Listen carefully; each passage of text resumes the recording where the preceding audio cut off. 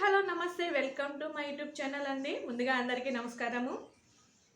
ఈరోజు టాపిక్ వచ్చి ఏంటంటే సంక్రాంతి పండగకి ఒక 5గురిని అడిగి 5 రకాల గాజులు వేసుకోమని చెప్పి అందరూ సోషల్ మీడియాలో బాగా వైరల్ అయిపోతుంది కదండి. ఆ విషయం గురించి మాట్లాడదామని మీ ముందుకు వచ్చాను.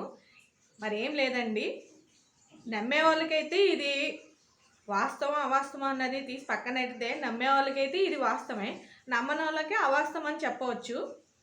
ఇది మన ఛానల్స్కి కానీ సోషల్ మీడియాలో కానీ టీఆర్పీ పెంచుకోవడానికి మాత్రమే అని చెప్పొచ్చు అని కొంతమంది అంటున్నారు. కొంతమంది ఏమో లేదు లేదు ఇది వాస్తవంగా వేసుకోపోతే మనకి కీడొస్తుంది ఒక బిడ్డ ఉన్న వాళ్ళకి అని చెప్పేసి కొంతమంది బల్లగుద్దినట్టు చెప్తున్నారు.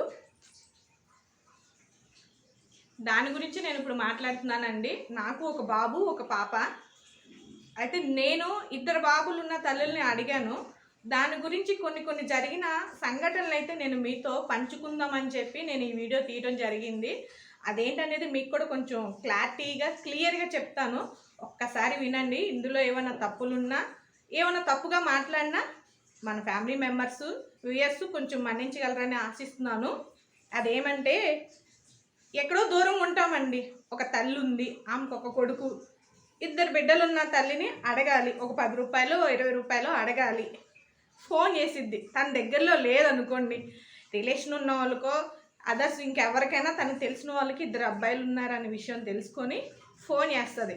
అమ్మ, నా పొజిషన్ ఇది, నేను దూరంగా ఉన్నాను, నేను రాలేను, నా అకౌంట్లోకి ఒక 10 రూపాయలు 20 రూపాయలు అకౌంట్ కొట్టండి, మీకు పుణ్యం ఉంటుందని చెప్పి ఫోన్ చేస్తుంది. సో కనికరం ఉన్న వాళ్ళు కానీ మంచి చేయాలనుకున్న వాళ్ళు కానీ ఏమనుకుంటారు, సర్లే పోనీలే దూరంగా ఉంది దగ్గరుంటే వచ్చేస్తుంది కదా అని చెప్పి షేర్ చేస్తే మంచిది. అట్లా కాకుండా కొంతమంది ఉంటారు, ఇంటికే రావాలి, జోలు పట్టుకొని అడగాలి, బొట్టెట్టి అడగాలి, ఇంటి వెనకాల వెళ్ళి అడగాలి, ఇట్లా కొన్ని కాకమ్మ కౌరులు చెప్తారండి. అట్లాంటివి ఏమి మనసులో పెట్టుకోవద్దు. ఇచ్చిన వాళ్ళు ఇస్తారు, తీసుకోండి. మీకు చేతనైనంత వరకు. 5గురు అంటే 5గురే, 3 ఉంటే 3గురే, లేదా పుట్టింటి దగ్గర నుంచి అయినా వేసుకోవచ్చు అంటున్నారు. అది మీ నమ్మకానికి నేను వదిలేస్తున్నాను. కొంతమంది ఇవన్నీ మూఢనమ్మకాలు, ఇవన్నీ నువ్వు నమ్ముతావా, నువ్వు ఎక్కడుంటున్నావు, నువ్వు అసలు ఎలా ఉన్నావు, ఎలాంటి సిచ్యువేషన్లో ఉన్నావు, సో మళ్ళీ ఇవన్నీ నమ్ముతున్నావా అని చెప్పి కూడా కొంతమంది అంటారు. సో అది కాదు మ్యాటరు. కొన్ని సంప్రదాయాలు, కొన్ని పట్టింపులు, సంప్రదాయాలు అనేవి మనకి మనం పెట్టినవి కాదు, మన పూర్వీకులు పెట్టినవి కూడా కొన్ని ఉంటాయి. సంప్రదాయాలు పాటించే వాళ్ళకి ఇవి కొంచెం సెంటిమెంట్ అని చెప్పచ్చు. పాటించుకున్న మామూలుగా ఇవన్నీ మూఢనమ్మకాలు అనుకునే వాళ్ళకి వదిలేయచ్చు. అవి పెద్ద మ్యాటర్ కూడా కాదు అది.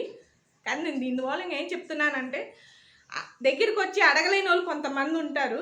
వాళ్ళకు కూడా మీరు దయచేసి ఎంతో కొంత ఇస్తే వాళ్ళ మనోభావాలు దెబ్బతినకుండా ఉంటాయని చెప్తున్నాను. ఒకటి. రెండోది ఏంటంటే, మరీ మూఢనమ్మకాలని కొట్టిపారేయద్దని ఒకటి అంటున్నా. గుడ్డిగా నమ్మి చేయొద్దు ఏ పనైనా సరే. 10 మందిని సంప్రదించి చేయమని కూడా నేను చెప్తున్నాను. ఇది నేను చెప్పవలసింది. నేనైతే కలెక్ట్ చేసుకున్నానండి, 150 వరకు వచ్చినాయి. అట్లా కొంతమంది కలెక్ట్ చేసుకుంటే ఓకే, కలెక్ట్ చేసుకున్నా కూడా చేసుకోకపోయినా కూడా ఏం పర్లేదు. అన్నిటిగా భగవంతుడు ఉన్నాడు, చల్లగా చూస్తాడని అనుకుంటున్నాను. ఎనీవే, ఇది ఈ వీడియో మీకు నచ్చిందని ఆశిస్తున్నాను. నచ్చితే లైక్ చేయండి, షేర్ చేయండి, సబ్స్క్రైబ్ చేయడం మాత్రం మర్చిపోకండి. అందరికీ అడ్వాన్స్గా హ్యాపీ పొంగల్.